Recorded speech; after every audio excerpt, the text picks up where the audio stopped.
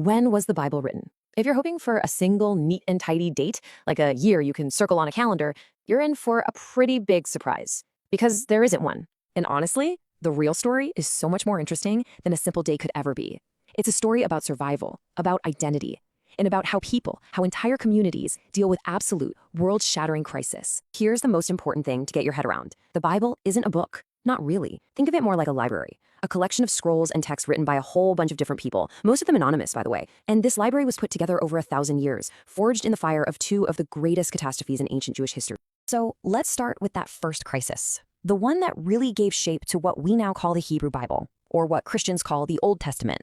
Now, for centuries, stories and laws have been passed down, some written down. A lot of scholars think a big religious reform under a guy named King Josiah around 622 BCE was a huge moment for this. But then in 586 BCE, the unthinkable happens. The Babylonian Empire rolls in, completely destroys Jerusalem and its sacred temple, and drags the most educated people, the priests, the scribes, the elites, off to exile in Babylon. Their whole world was just gone. Their identity couldn't be tied to a place or a building anymore. It had to become portable, something they could carry with them. It had to become a text. Can you imagine? Stripped of literally everything, these exiled writers start this massive project. They begin gathering all their people's oral traditions, their ancient poems, their legal codes. They edit them, they shape them, they weave them all together to answer the most urgent question imaginable. Who are we? Now that everything is lost. The stories you see at the very beginning of the Bible, in Genesis 1 through 11, were put together right then to create a kind of universal origin story for their people. And this is so important. They weren't just writing in a bubble. They're in Babylon, surrounded by Mesopotamian culture. They're hearing their captors' myths, like the creation story called the Enuma Elish, or the incredible flood story in the Epic of Gilgamesh.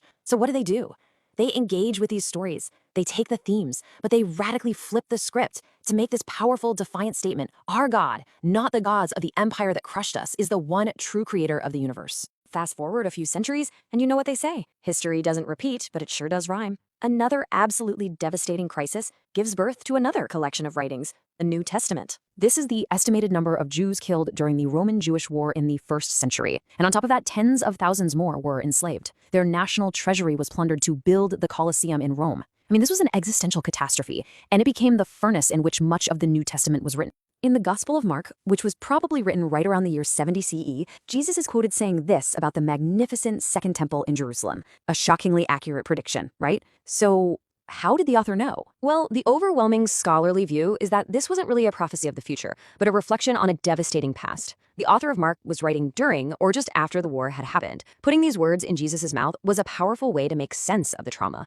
It was a way of saying, this wasn't some random, meaningless disaster. Our leaders saw it coming. It was part of the plan. God is still in control. It's a literary device scholars call a prophecy ex eventu, a prophecy written after the event. The destruction of the temple in 70 CE was a theological earthquake, and it forced Jesus' followers to completely rethink their faith. And you can actually watch different authors wrestling with this trauma in real time. The Gospels say Jesus predicted it. The author of Hebrews argues that, hey, Jesus' sacrifice makes the whole temple system obsolete anyway. The Gospel of John takes it a step further and says Jesus is the new temple. And then you have the book of Revelation, which uses this wild apocalyptic imagery to cast the Roman Empire as a new Babylon, promising its readers that this monster of an empire will eventually face God's justice. You might be wondering, how in the world do scholars figure all this stuff out? It's not just guesswork, not at all. They use a really powerful set of literary and historical tools to piece together the history of these ancient texts. And probably the best way to see how these methods work is to look at the letters of the Apostle Paul. He's really the only biblical author we can point to and identify with a high level of confidence. But even with Paul, it's complicated. Not every letter with his name on it was actually written by him. So scholars basically divide the 13 letters attributed to Paul into 3 buckets.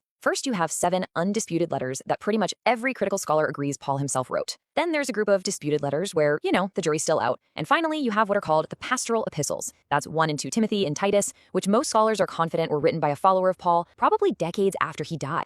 So how do they know? Well, they compare the writing styles, the vocabulary, the theology. It's like literary forensics. The authentic Paul is fiery. He's emotional, he's raw, sometimes he's even sarcastic. The author of the pastorals is calm, formal, very institutional. They use hundreds of Greek words that Paul never uses in his other letters, and they talk about church problems and structures like bishops and elders that just didn't exist yet in Paul's lifetime. The literary fingerprints, they just don't match. So let's just land the plane on this whole authorship thing. The modern historical consensus is pretty clear, and for some people, it's pretty surprising. Most of the Bible is anonymous. It's the product of communities of scribes and editors working over centuries. The only individual author we can name with any real confidence is Paul, and even then, it's only for 7 specific letters. I know this can feel like a really deep dive into ancient history, but stick with me, because understanding how this library was actually built has some profound, and I mean profound, implications for how we read it today, and honestly, for our own well-being.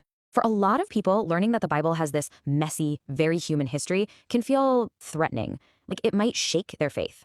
But what if the opposite is true? What if, far from destroying faith, this knowledge can actually protect it from the kind of rigid, literal interpretations that so often cause real harm? This historical understanding really presents us with a fork in the road, two different paths for reading. One path demands that these ancient texts be scientifically and historically literal, which forces you to reject science and evidence. It often relies on fear and claims of absolute certainty. But there's another path. A historical approach recognizes the Bible is full of different ancient genres: myth, poetry, law. It encourages curiosity. It allows you to integrate faith with reality. And ultimately, it fosters a more compassionate, humble, and resilient kind of spirituality. And that kind of leaves us with a final thought to chew on. If the Bible isn't some divine rulebook that was just dropped out of the sky, but instead it's a library written by real people who are struggling to find hope and meaning in the middle of total catastrophe, then maybe its greatest gift isn't in its rules or doctrines. Maybe its real power is in its testimony to human resilience and what it can teach us about navigating the crises in our own lives and in our own time.